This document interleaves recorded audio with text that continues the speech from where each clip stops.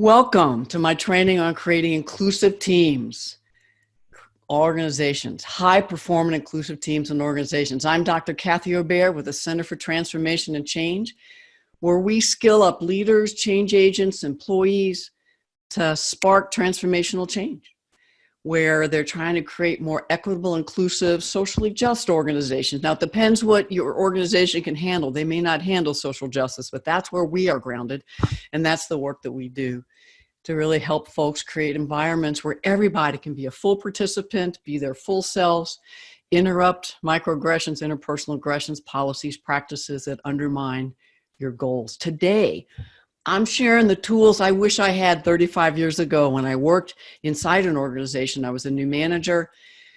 I might have been mediocre. To be fair, at the time, none of us were very good on equity and inclusion, but I would have been a far greater value to the organization. I would have done far less harm, and I really could have helped create greater equity and inclusion in the day-to-day practices if I'd known these things. I want to remind you that at the end, I will do Q&A. So just keep using the chat to put in. You can still say hello to folks, answer each other's questions. In the end, probably after about 60 minutes of content, I'll go in and answer the questions for however long. And you'll get a recording of this if you've signed up. If you pulled together a bunch of folks, you can send that email out of the recording to people so you can just watch it over and over. You can also maybe want to be taking pictures of my slides, because what I'm going to do is pull out of the video so that I'm not distracting. And then, in fact, you can pay attention and just get some nice pictures of the slides if you want to use these in your future workshops yourselves. You know, for the last 35 years, I've trained and coached leaders, employees, facilitators of hundreds of organizations to create greater capacity to develop high-performing inclusive teams that accelerates productivity, innovation, minimizes difficult situations from the start, and those situations that happen that are undermining goals as well as creating unnecessary tension. So how do you navigate those? So I want to share these several critical skill sets with you. And as I do, just imagine what could be different if you had a cohort of skilled trainers, facilitators to support you. They could come in, if they're in your organization, your team already, to partner with you to lead productive, meaningful workshops that deepen the capacity of everyone, all employees, to create high-performing inclusive teams, inclusive organizations. And so just imagine, the first step as you're working with teams is, what is your vision? And just imagine, can you imagine a workplace with all employees thrive? There's a deep sense of belonging. People are respected for who they are. They're valued for their work, and they can contribute to their full potential. There's not the artificial oppressive dynamics, interpersonal aggressions that are happening. And when they are, people speak up and engage. Can you imagine an environment where everybody works collaboratively across differences to create innovative products and services that really meet the changing needs, develop new solutions for the ever-changing diverse clients you serve in all their intersecting identities? And can you imagine a team where you really have people take the initiative to anticipate, fulfill the changing client, customer, student needs, as well as initiative to resolve conflicts before they escalate, sometimes beyond where you can navigate? And can you imagine teams working clearly, collaboratively to minimize the silos as they produce high-performing quality the first time without wasting time and resources? Can you imagine? Now, it's like you're riding a wave and everything's going great. So imagine how wonderful this could be. Perfectly aligned, you're in balance, everybody's in balance, everything's working, a beautiful sunny day. But that's not the reality of most organizations I've seen and gotten to work with the last 35 years. In fact, it's far different from this vision. I find people working towards it, but nowhere near it. And what the reality is that most organizations, teams, crash, have daily struggles with miscommunication, misunderstandings, microaggressions, interpersonal aggressions. By the way, I'm beginning to use the term interpersonal aggression.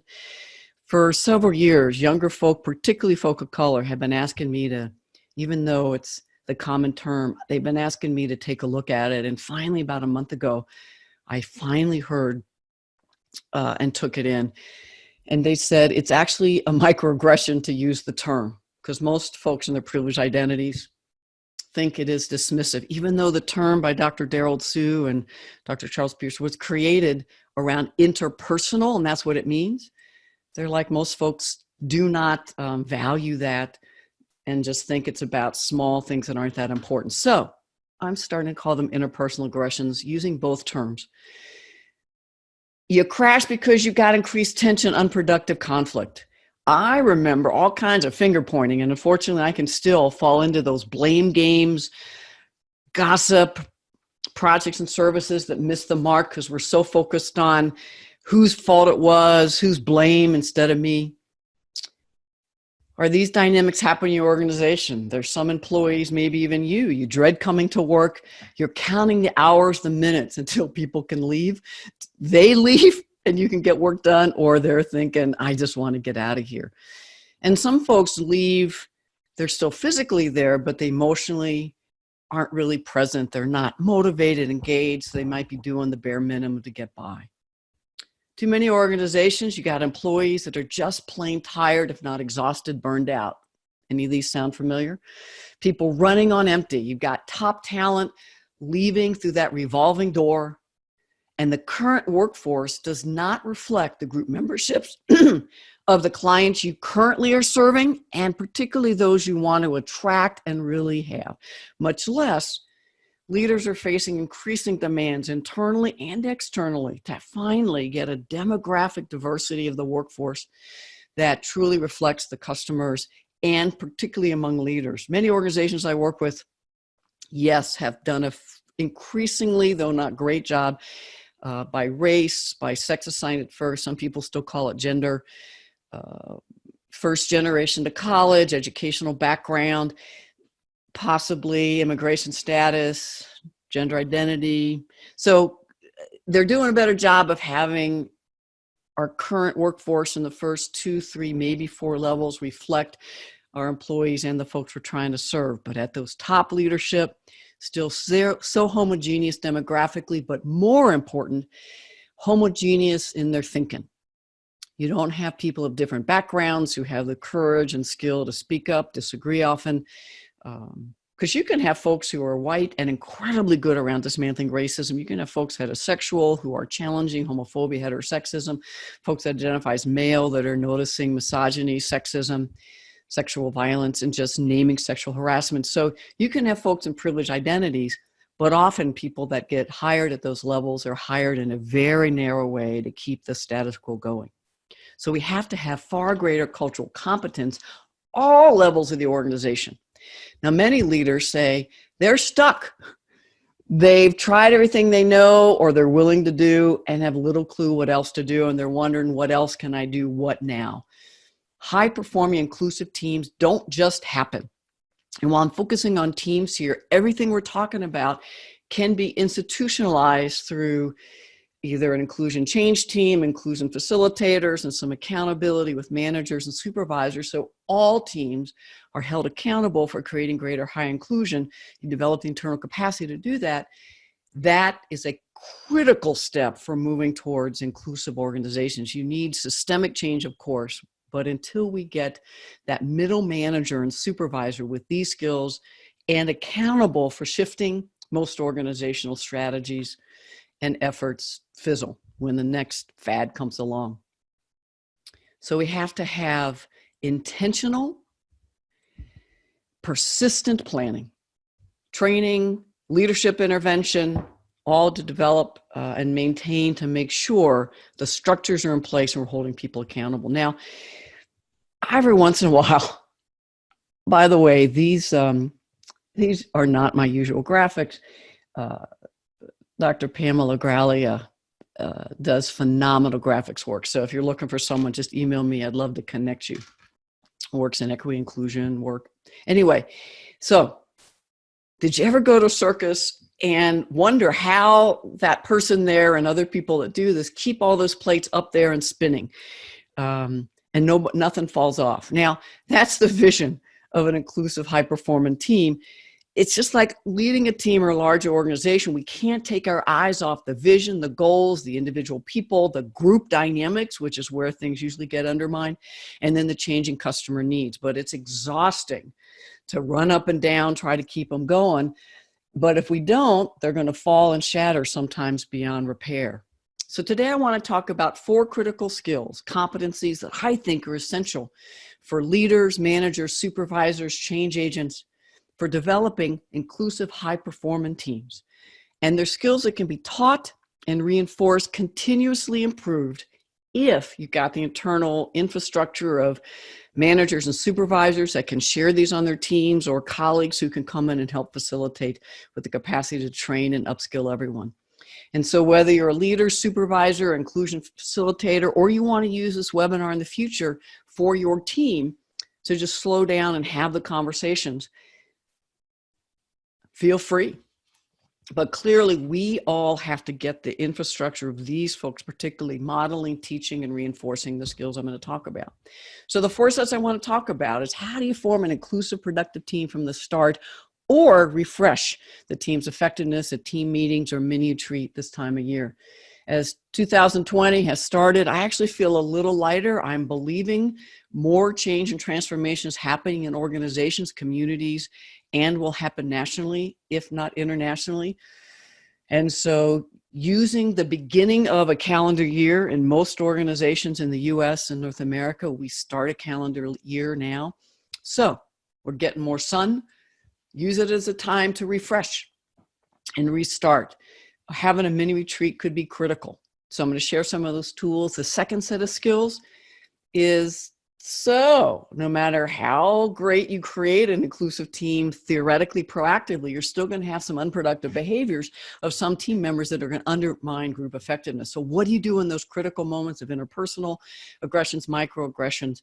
And they could be subtle, and you might miss some of these. So how do you skill up the entire team to be responsible and accountable for the team dynamics? Now, the third set, how do you create and revise policies, practices, programs, and services? Too often, eco-inclusion organizational change efforts only focus on awareness at the interpersonal level, microaggressions, skills to intervene.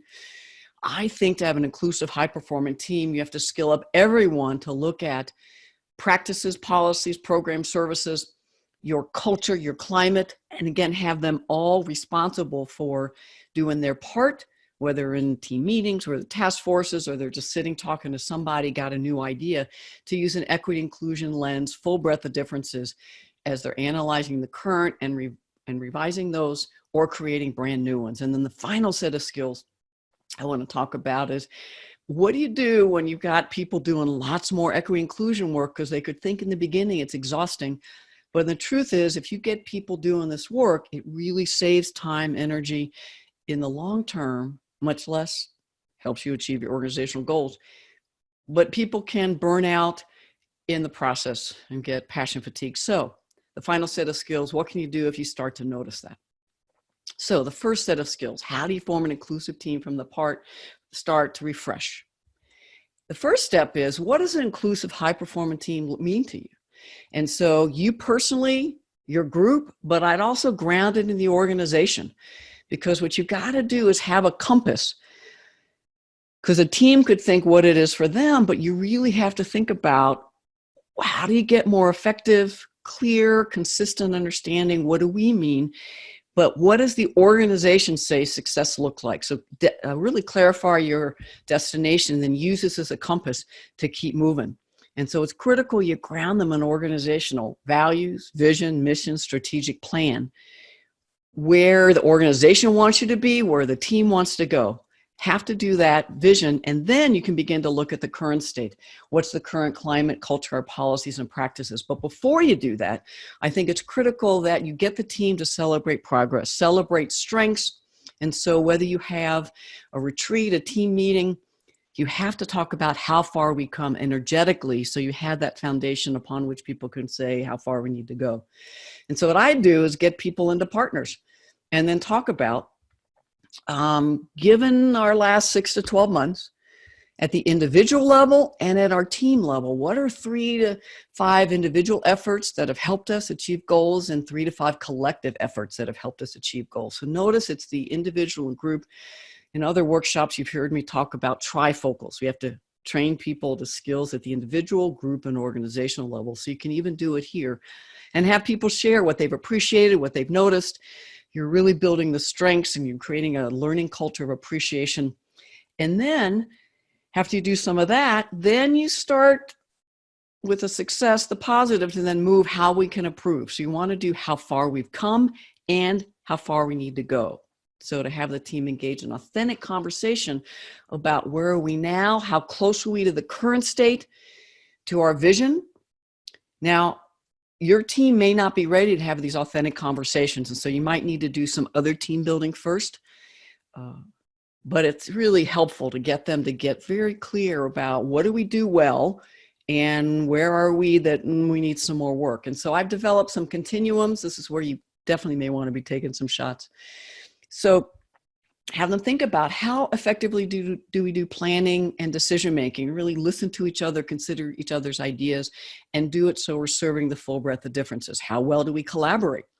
And what's our degree of teamwork in meetings and outside of? And you can literally have people do moving continuums. You can also have them write it out in a survey and then come together and look at it aggregated. You can have them with dots, have each of these up on a wall and have them go up and put them up the dots. There's a little more visibility in that. So it depends on the level of trust, but to have them look at how productive and creative, innovative are we to really meet our goals? How much do we listen to new ideas? Not that we have to do everything that someone says, but really consider it. And clearly our capacity to recognize, interrupt those microaggressions, interpersonal aggressions, unproductive behaviors in the moment, or come back to them. Not in a gotcha kind of way, but in a how can we navigate this moment and then be much more productive. A few more. How effectively we evaluate and respecting our differences. Full breadth of differences. So if your organization hasn't had a solid foundational eco-inclusion workshop, then you need to start there, in my opinion. Full breadth of differences before you move into some of this. You might want to do the Myers-Briggs, you may want to do strengths, all kinds of different things, but those have to be done with an inclusion lens. People have to know each other and have relationships, pretty good working relationships, so they can have this level of conversation. How well do we support the learning and growth of others? Are there just a couple stars on the team that they seem to get all the opportunities? Or are we really, as a collective, supporting everyone's learning and growth in our collective professional development as well as individual? And again, communication engagement. How engaged do you feel? How well do you think you get heard? How well are you really deeply listening to others? And all that leads to your capacity to resolve conflict, disagreement. Where are we in this? And some we might be able to do, but when we disagree with the supervisor, can we really have that conversation? So this self-assessment, team assessment can be really powerful to identify any gaps between the vision of how we want to be a high-performing, inclusive team, full breadth of differences in the current state. And then you can gather some ideas. How do we move closer to the vision? So now I want to share some tools on how do you create inclusive, high-performing teams from the start or refresh them. Now, you already, either personally or can hear some other your colleagues say, it's not my job, that we hire people, we pay them well, though that's a question mark, but I'm a supervisor, they should just do their job. I was brought up with that kind of traditional top-down leadership, and things have shifted. And if you have people in your organization that haven't shifted with it, then feel free to invite them to watch this webinar or get on the phone with me. It is everyone's job, but particularly supervisors and managers, to find individual relationships with everyone you work with.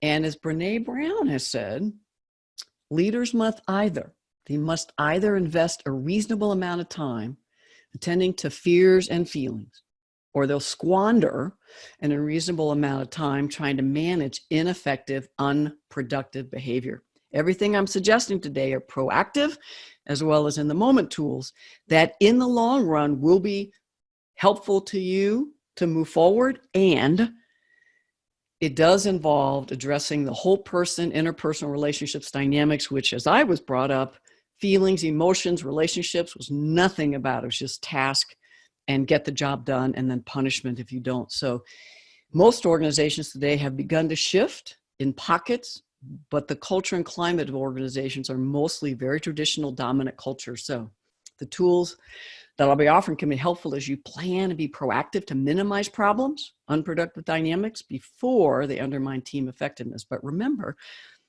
you don't have to do this alone. Look around your organization and your community. Who else can co-facilitate or come in as a facilitator so that you can be a participant and you don't have to hold organizing, planning, facilitating, but actually you're a part of the honest, authentic conversation. Now, the last 5 minutes of this, I will talk more directly about my course, Designing, Facilitating Powerful Workshops in Equity, Inclusion, Social Justice, which can skill up managers, leaders, and employees around the organization to be a resource. And you can also use those 5 minutes to type in questions. So now, after a conversation about the vision for high-performing inclusive team and acknowledging the team's process, then you can get people and new partners to talk about, so what's your passion?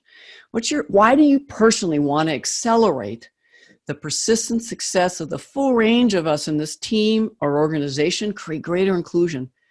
And why is it important to you personally that our products, our services, our policies, our practices, climate really does meet the needs of all we serve, all those you serve? Have them talk individually and then share as a team. This will work. You've got the vision of how we want to be, and now this will get people more in their higher selves about their passion to do it.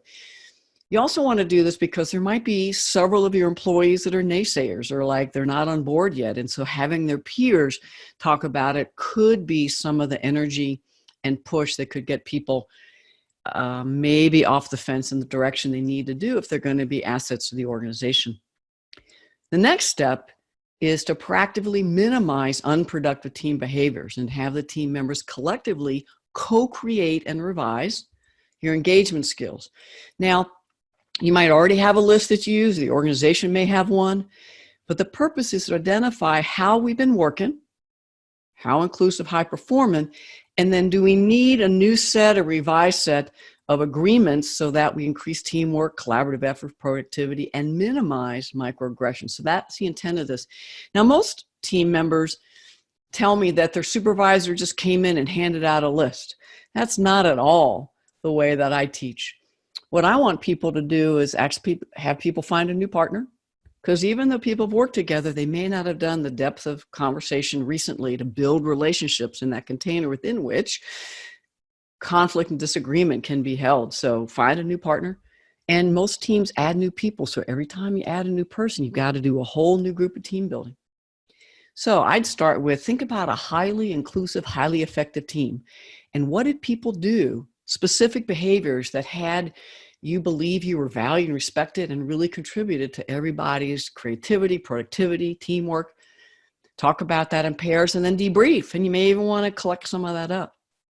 And you can keep in the same partner because they've developed a little trust, and then say no names, but an unproductive team, one that was not very inclusive, and specifically what were behaviors, whether from supervisors or employees. Notice you set them up to talk about supervisors, but don't name the team. That were the behaviors that undermined our effectiveness, that undermine inclusion.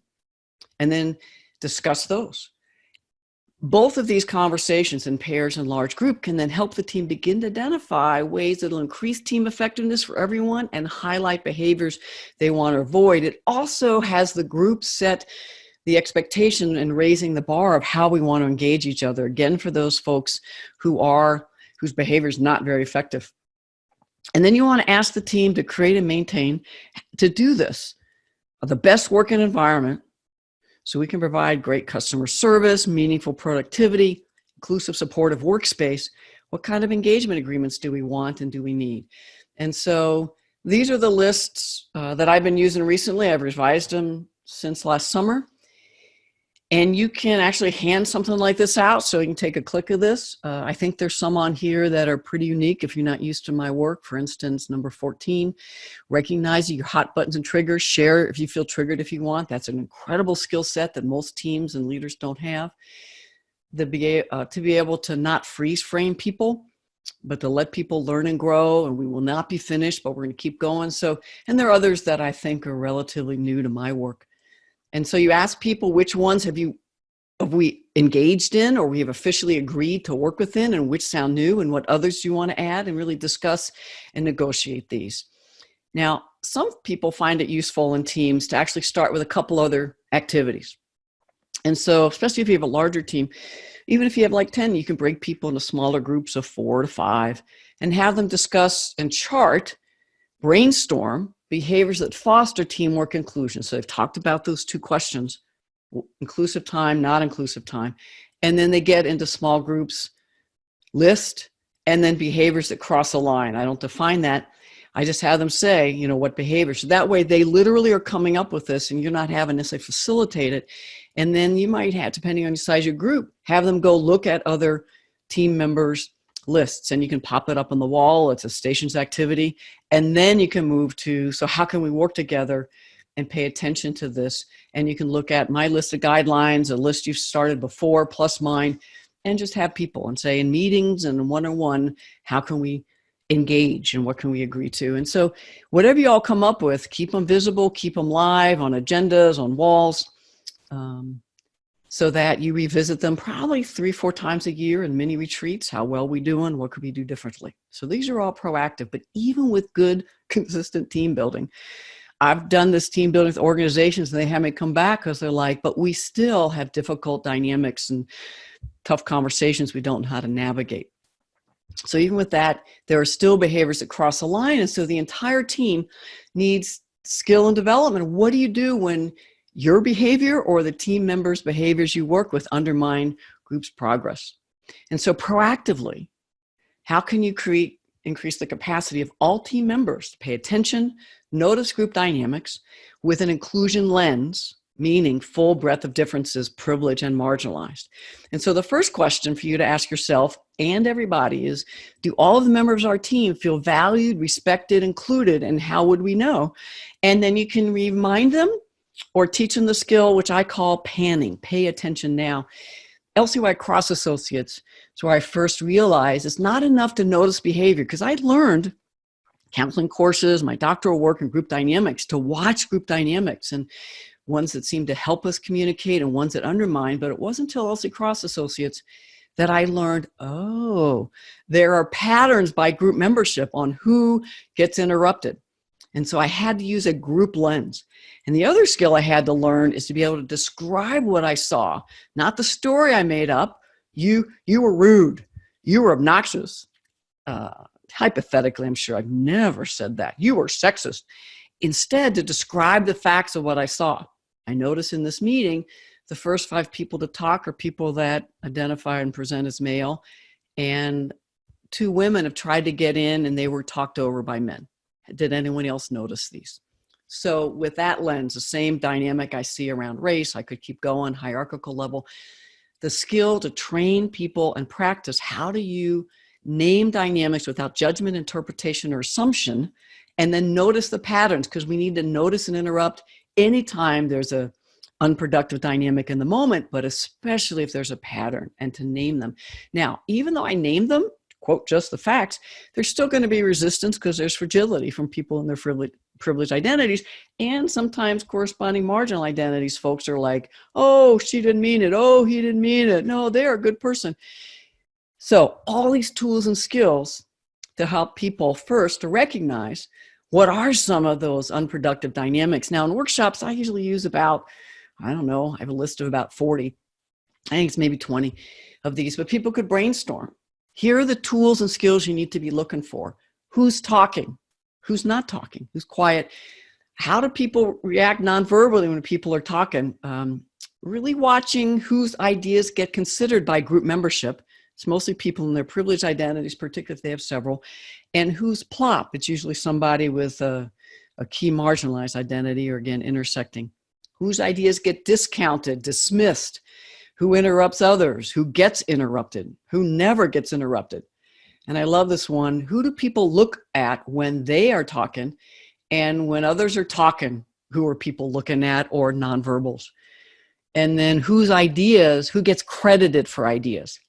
Again, as you might notice these dynamics at the individual level, you got to bump it up to the group level and notice, person of color said that 5 minutes ago, we didn't listen to it. A white person said, all of a sudden, it's a great idea. Notice these dynamics without judgment, shaming people.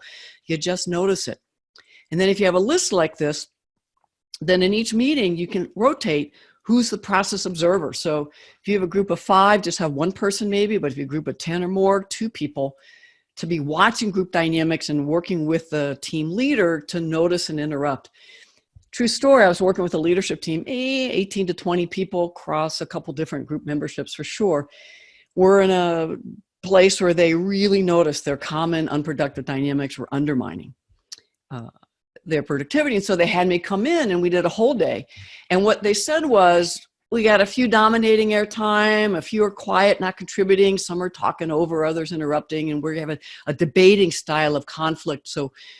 And I'm like, great. So now look at our group dynamics, but from a group level lens. And they're like, what? I said, by group membership, I taught them panning and we looked at the breadth of differences. We looked at even more differences probably in this. Do you notice there's a pattern on who gets interrupted, either by extrovert, introvert, years of experience, hierarchy, sex assigned at birth, gender, race?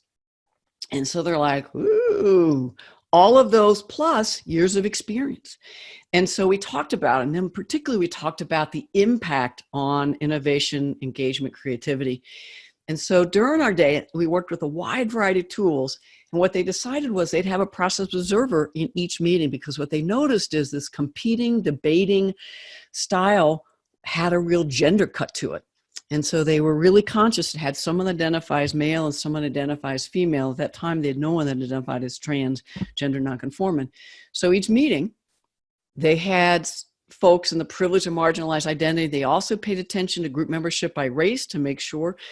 But as they shared that, by the end of, 7 meetings, 8 meetings, everyone would have been in that role. I ran into one of them about 6 months later, and they said, great team dynamics, much more productivity. But the fun thing is I ran into somebody 18 months later, and they said, we've got a new vice president. We're still using the process observers. And as new people join, we're bringing them into our process of how we run meetings and how we want inclusion. And more than that, we expect all of us on the senior team to then take these same skills, processes, process observer down to our direct reports. So that's how inclusive teams can trickle down in an effective way and get equity inclusion farther. Now, another tool to create high-performing inclusive teams is to raise everybody's awareness about what are those unproductive behaviors that actually occur. So I usually have a list of about 40 of these. I'm sure your group can just brainstorm them. And if you did the inclusion engagement guidelines, you can keep that list of what's unproductive. But create a whole list.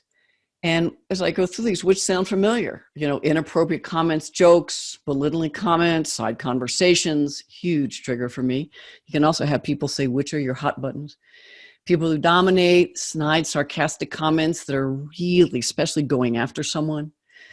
People dismiss, ignore, overly aggressive, forceful. Now be careful who gets called aggressive and forceful, because there's a privileged, marginalized dynamic there. As a white person, my style gets called leadership. A person of color, particularly women of color, are called aggressive, not a team player, not professional material. Who raises her voice and gets to do that and tries to silence, patronizing, condescending, takes credit for the work of others. I could keep going. Unfortunately, you're probably team could keep going too, but it's critical that they identify the potential and then they talk about, I've done these. And when I've done them, I wonder if this was my impact, who's willing to tell me? So even if they were unintended, to have people say, this is probably the impact when these happen in our group, particularly across privileged, marginalized group members, and then discuss as a team who can and should do what when these occur.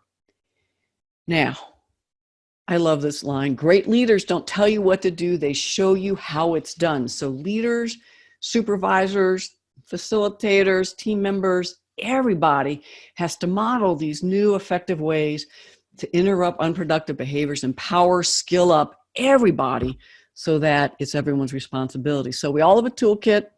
We've got some tools. Some might need to be oiled up. Some might need the rust off. And then there might be a few more. And so if you've worked with me, you know these are my favorite go-to tools. Pairs. I've already talked about panning, noticing group dynamics with an inclusion lens, and then sharing what you notice if you feel you can in that situation. Asking questions, and so having people really develop good question skills, not right, wrong, either or, closed-ended, and not the don't you think that, but truly to understand and really have the other person reflect on what the impact of the behavior was. Now, both of those, panning and asking questions, interrupt the behavior, but there's so many other tools as well. You know, I wasn't finished yet, or I'm thinking I missed a comment that you had said. Can we go back, right? Relating in is critical. So these, not this gotcha, but like, you know, I see your point. I've thought that before. And then last week, somebody suggested this might be an idea that'll help us better serve our colleagues of color and our clients who are Indigenous and people of color. And sometimes sharing can be a way to disrupt a difficult dynamic at the feeling level, whether you're sharing a story, whether you're sharing your personal impact you're having. So these skills are critical to have people learn and practice. Offer it to the team, but it's most important you do kind of what would you do if, and so pick 5 or 10 of these difficult situations, microaggressive times, and have people maybe every meeting in small groups practice. If this happens, what could you do? And every meeting practice a few more. Discuss them in real time. Not only case studies, but say, if they happen today, what could you do? So you bring it into the current. I love this, Margaret Wheatley. Be brave enough to start a conversation that matters. And so getting your team members confident and competent, as well as your team leader, and that they understand and all the expected behaviors, how they'll be held accountable for creating inclusive, high-performing teams, but you're building the trust as you're doing some of these team dynamics activities and skill building. But even with good skill building, team building, there'll still be times when people react ineffectively. So what do you do? Because usually folks will feel triggered or hot button, or they just snapped. Whatever term you use, just remember a time recently, something happened either on the team or you're a member of another team. You felt an unexpected wave of emotion. Maybe you had that emotion reaction that was out of proportion to the situation because you realized, ooh, I'm at cumulative impact. You were knocked off your game. Maybe you reacted less effectively and it took some time to focus and reground. So it's important to teach this concept to the team. You started it when you negotiate engagement agreements if you use my number 14, but you've got to go deeper. Some quick strategies to do this. Again, high-performing teams can talk about what their warning signs are that they're hitting a hot button or about to. And so you can have the folks just write down, how do you know you're starting to feel triggered? How would we know? And then to be honest, when I'm facilitating, I love to say, who's willing to volunteer to have us guess what your warning signs are? And I prefer if it's the leader, because then that really can help dissolve and shift some of the unproductive hierarchical dynamics. And so how do you know that they're getting triggered? And then 3 or 5 people say, and then the leader laughs and people laugh, and we ask for some more. And I ask the leader if that's true and are there any other clues? It loosens people up and normalizes so we can talk about hot buttons, feeling triggered. And then have everybody who is willing to share what are your warning signs. And then have people realize that when we do have a hot button, we're more likely to have uncommon productive reactions, what I call the 4 Fs. So you're teaching folks these concepts and tools, fight, flight, freeze, flounder, and have them talk about who's reacted in these and what do you think your impact was? And then who's willing to say, yeah, last week you did kind of go into fight and I shut down. And so have people talk about when you disappear and go into flight, then we don't have your innovative ideas. So again, they're building expectations for collaborative, inclusive, high performance, and they're using it through the idea of talking about hot buttons and triggers. Now, the next step, building high performing teams here, is what are your common hot buttons and triggers? And so you can just make a list.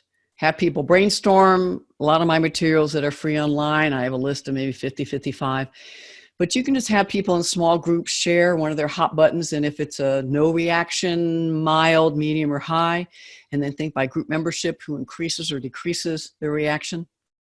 And then talk about how, when these happen, you've reacted, how you could react differently, and what could we do as a team? This is critical when we think Someone else is triggered when we personally are feeling a hot button, or we think a lot of folks are. And again, remember Brene Brown's quote, leaders must either invest a reasonable amount of time attending to fears and feelings, or squander a reasonable amount of time trying to manage ineffective and productive behavior. As you're talking about hot buttons and triggers and developing higher performing teams and all these activities, to be credible, it's increasingly important you check in one-on-one. How y'all doing? What do you need? And then in team, take the pulse maybe every month. Team dynamics, come back to your engagement agreements, and clearly those mini retreats 4 times a year.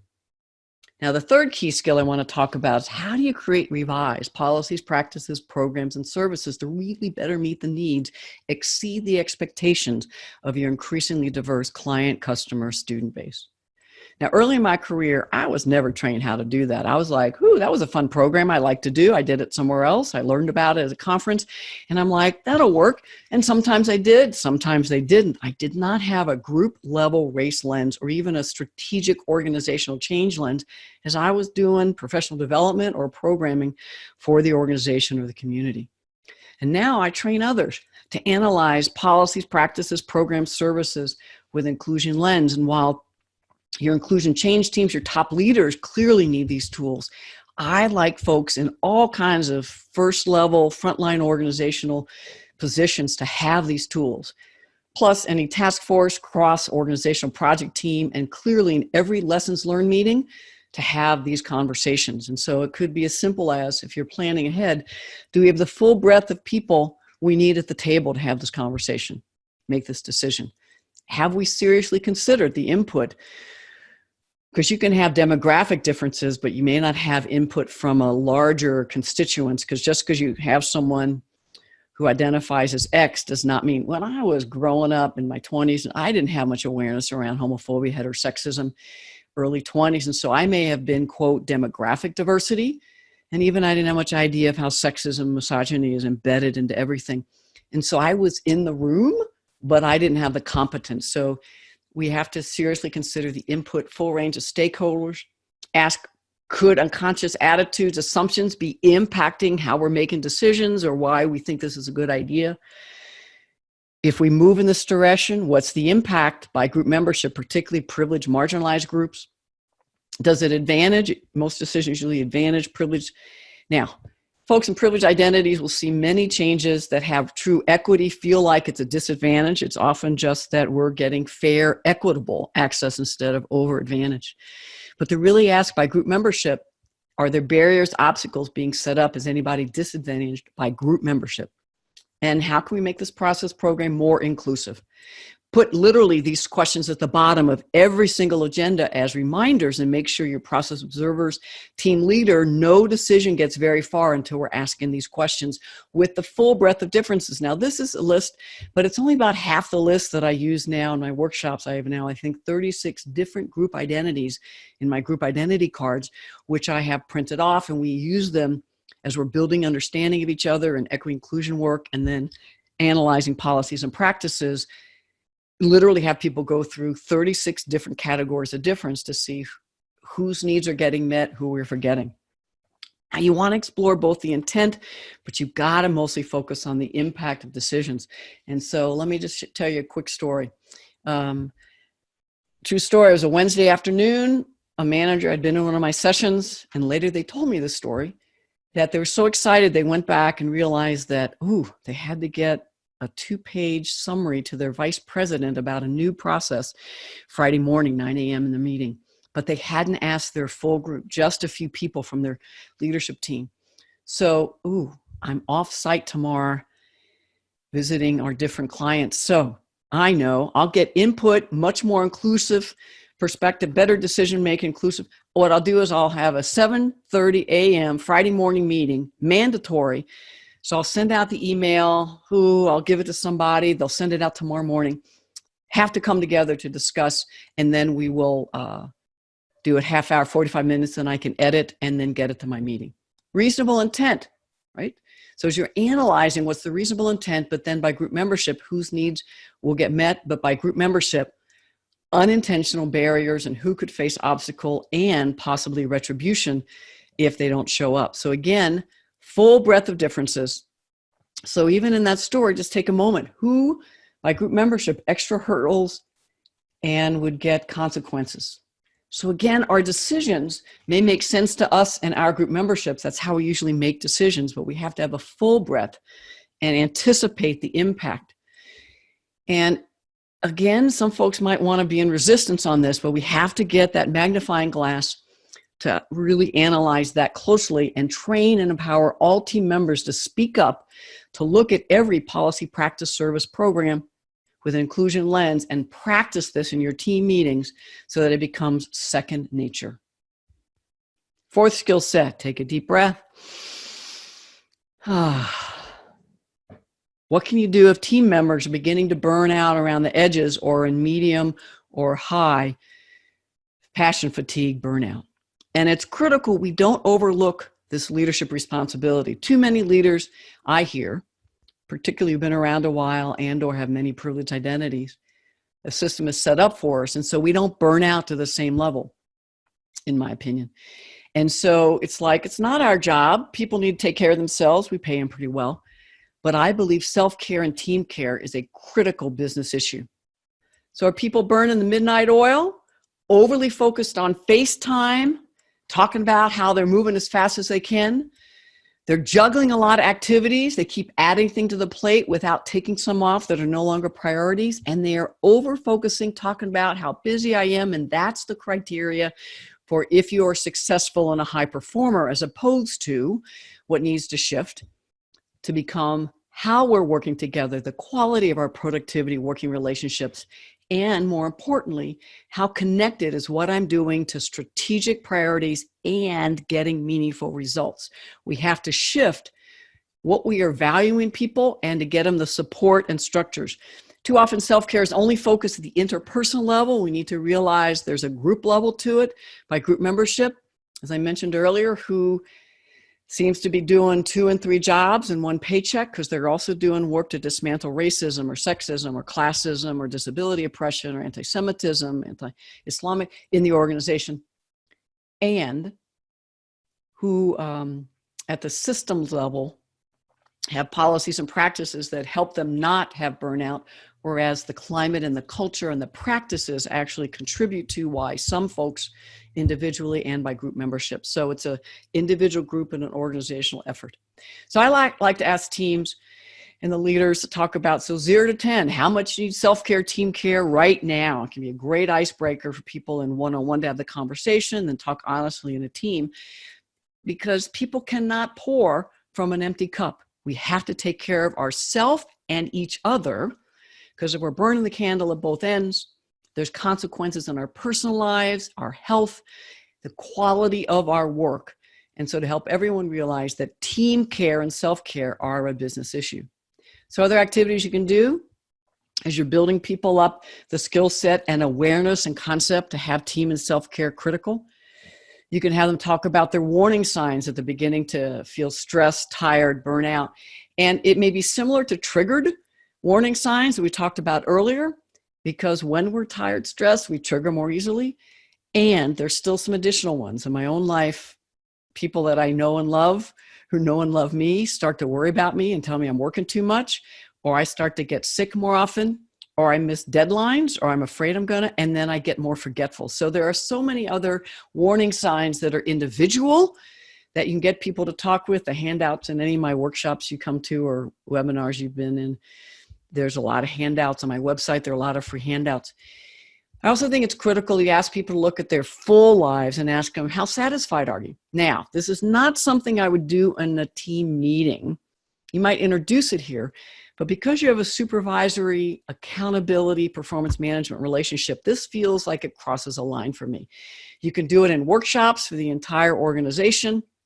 You can have people come to gatherings in the own team, but to have the supervisor there in an organized by you, it feels like it gets too close to a line. But have them use the worksheets to get honest with themselves, and then share with them all the resources in the organization community, EAP, employee, I don't remember the employee something, EAP, A lot of campuses and a lot of organizations are doing wellness programs. And so many, even just starting to have these conversations in the line of supervision, people can slow down, realize you value it as a supervisor. In a high-performing team, we need everybody operating at their best. Doesn't mean 1,000%. It means balanced lives. By the way, millennials and Gen Z are really wanting more balance in their lives. So if you're not doing it, then you're going to have a revolving door, in my opinion. And so even just having these conversations, people, we're smart. We readily see areas we can improve. If you can have some handouts of strategies, tell them where they can go to another workshop, because you realize that no matter how long you've traveled down the road in the wrong direction, i.e., just last month, I got so exhausted, I got myself sick again. You can always turn around. And now I'm back to health and reminding myself I need more balance. It's true for individuals, it's true for teams and the organization. How well it supports and encourages team care, self-care, it's a business issue. I love this, Stephen Covey. Your organization might really like Covey. So again, who do your leaders listen to? Find some of their quotes that really address what you know needs to change. The key is not to prioritize what's on your schedule. It's already there, but to schedule your priorities and to really get the whole team, given the current organizational climate, national climate, our strategic plan, what are things we need to be doing that are high priority? And I would think every month having that conversation, because there are things we've always done that maybe are less priority, or literally, how do we get somebody else to do it? And then this other one, this Parker Palmer. Self-care is never a selfish act. It's simply good stewardship of the only gift I have, the gift I was put on earth to offer others. Deep breath. These are just 4 of the many skill sets that leaders need to create high-performing teams, inclusive, high-performing, equitable, socially just teams, and maintain them for the long haul. Forming from the beginning or getting a refresh, panning, teaching people to interrupt those unproductive behaviors effectively using pairs or other skills, how to create revised policies, practices, programs, and services with an equity, social justice lens, and then how to recognize and intervene individually, collectively, when there's burnout. Now, I know it can feel hard, but if we do what we've always done, we'll keep getting the same results. And if you want something new, something you've never had, you'll have to do something you've never done. I love this, J.D. Houston. And this image that Pamela found for me. So whether as a leader or supervisor, you want to skill up these skills, whether you want to use other resources in the organization, we have to develop them. And it can be a lot for managers to do it. And so you may want to think about, does our organization want to have a cadre of folk, an internal structure where we're doing an internal train the trainer? Can you imagine having 1 or more employees in your department or several in your division? I call them inclusion facilitators. The depth of awareness and skill to partner with leaders, to plan trainings, to lead them, scaffolded over time to really achieve your performance inclusion goals. And so for the next few minutes, I'm just going to talk about my virtual course, Designing Facilitating Workshops, Equity, Inclusion, Social Justice. You can use this time if you know what I'm talking about or don't care, just use it as put more questions in the Q&A. So here's what I know is you wouldn't be on this webinar if you didn't believe the organization really will benefit from inclusive, high-performing teams. And you might be able to do the depth of training on your own, but it'd be far more effective and I think efficient if you had folks you could partner with who do intentional, scaffolded professional development to create and sustain positive impact on the culture and overall performance of the organization. And so this course I've been running for about a year, designing and facilitating powerful workshops in equity inclusion. It's so much fun. We create a learning community. And so everybody that's on it are learning how to create inclusive teams. And it might be they're learning to lead teams or help people learn teams. Some of them are on it because they want to increase their own value to accelerate their own contribution in the organization. And others are on it because they want to do that. Plus, they're sponsoring others in cohorts. That's when it's fun. I remember last fall, there were a couple of folks from the same organization. We do a live Q&A call every month as part of the class. And they had probably 30 minutes of a personal coaching session with me where We talked about all kinds of strategies they could do. And by the end, we developed, I think, 2 or 3 half-day workshops based on their context, the employees, their national context in the state. So it was really fun. And this course is really designed for you if you want any of that sort of stuff, if you want to bring people together. It's self-paced, comprehensive. I actually think it's a doctoral level course where you'll get critical tools and skills. So how to partner with leaders, strategic comprehensive trainings over time, and create an inclusive team and/or for the whole organization. You'll be able to get tools and strategies to move people from denial, resistance, and complacency to inspired action. And I'll be sharing with you the exact tools that I use when I do workshops and when I do train the trainers. Again, increase productivity performance that significantly improves your climate, much more innovation, much more teamwork, and much more customer service. That's where we're headed. So what does it look like? 24 weeks of coaching and development. You'll get an extensive library and workbooks. If you know me, I overdo, and some folks love it. And there's new content every week. You get an email on Monday. You know, it's probably 90 minutes to 3 hours of work. And then once a month, our live Q&A calls. Again, everything's recorded, so you can come back to it if you can't attend. And you get these ready-to-use worksheets you can use now or in future trainings. You'll have access to designs that I have, as well as when we're on calls, we can make up things in the moment. And I can share with you all the ways that I'm training differently. And I get great ideas from those Q&As, things I've never done before. And so you'll learn how to do step-by-step, meet people where they are, so you can do faster professional development and innovative trainings that accelerates learning, behavior, and transfer to the workplace. We'll also talk about how do you shift difficult dialogues, all my work on navigating difficult situations and navigating triggers as part of the course, as well as lots of work around pitfalls and engaging resistance. Because to be honest, those are most of the questions I get in the Q&As. What do you do if? So whether you want to have lasting change in the current organization that's meaningful, or you want a personal career as an inclusion facilitator, here's what you can do. Either of these links, drkathyobear.com/events, will get you to a list of all the upcoming free events, as well as recordings of some past ones, as well as this course. And I have several other virtual courses as well. If you want to just go directly to learn about this course, drkathyobear.com, facilitation course, all one word. You'll learn more about it. You can apply. I will honor the half-price scholarship for everyone that attended this webinar or sees it. So just sign up, and it's only $14.98 for the 24 weeks of training. And then again, if you want a cohort to come in and do the work together, call me. I have somebody that wants to get on a call this week. They want, I think they said 10 to 15. How exciting. Talk about culture change.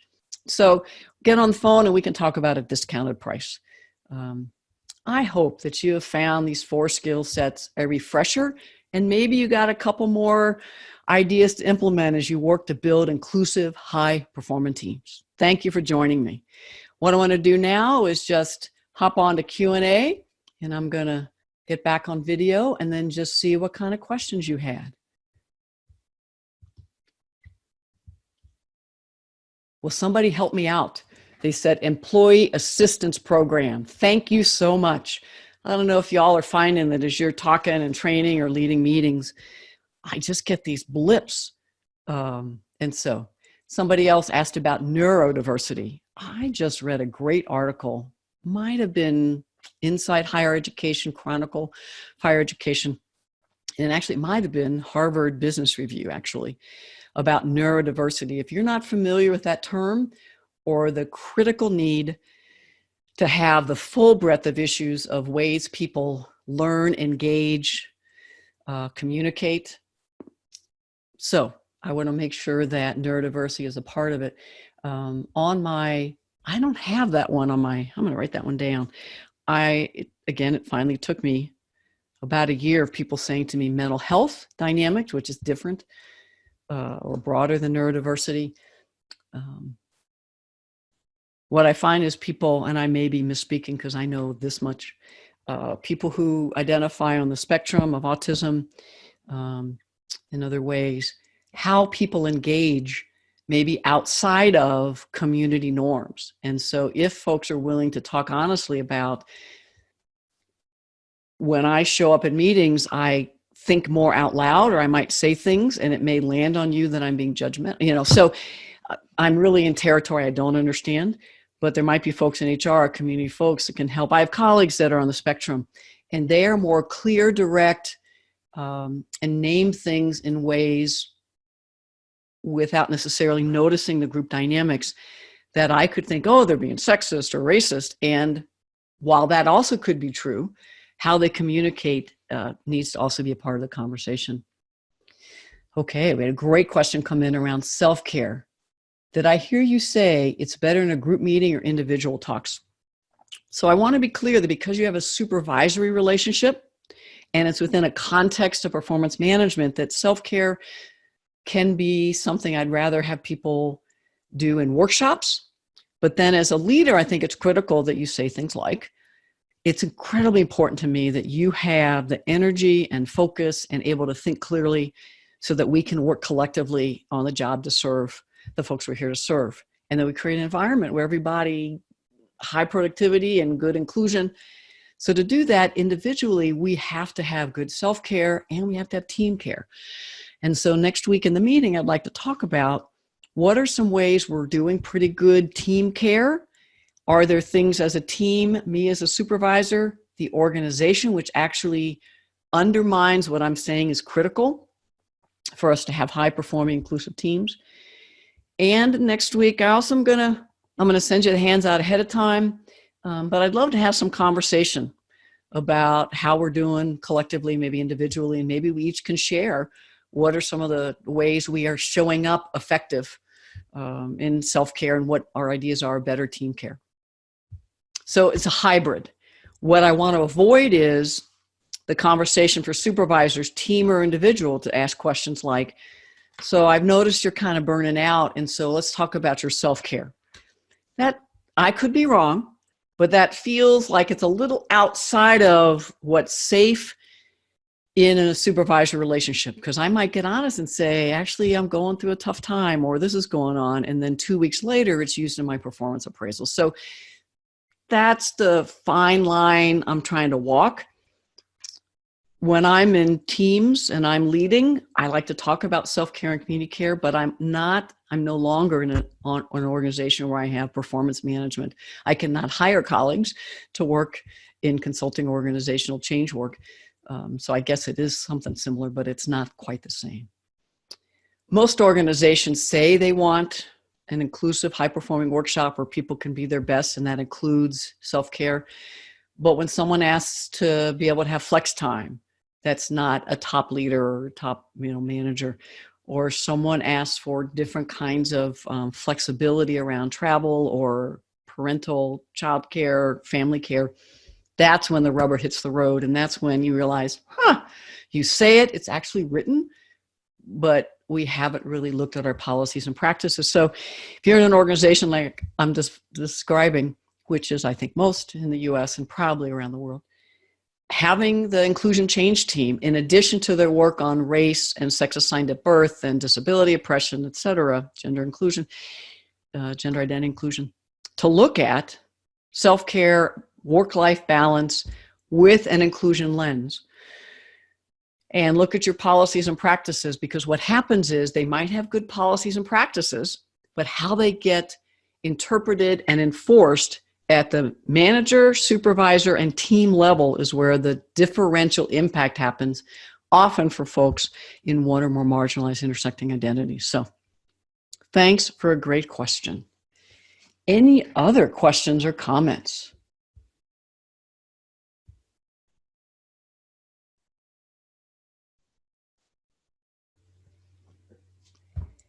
Well, I want to thank you for joining. Dr. Kathy Obear, and again, you can always email me. You can get on my websites, a lot of free resources. You can download a couple of my books for free and other resources. And there's a contact Kathy. So if you ever want to talk through what I've talked about or the ways I might be able to be useful, and especially if you're interested in this course, designing, facilitating workshops, Would love you to join. And thank you, Leslie, for saying it's been informative. And feel free to share this webinar wide. We have to have more and more people significantly skilled up and trained to create inclusion and have an inclusion lens in everything they do. Hope it was useful. I'll see y'all next time. Take care.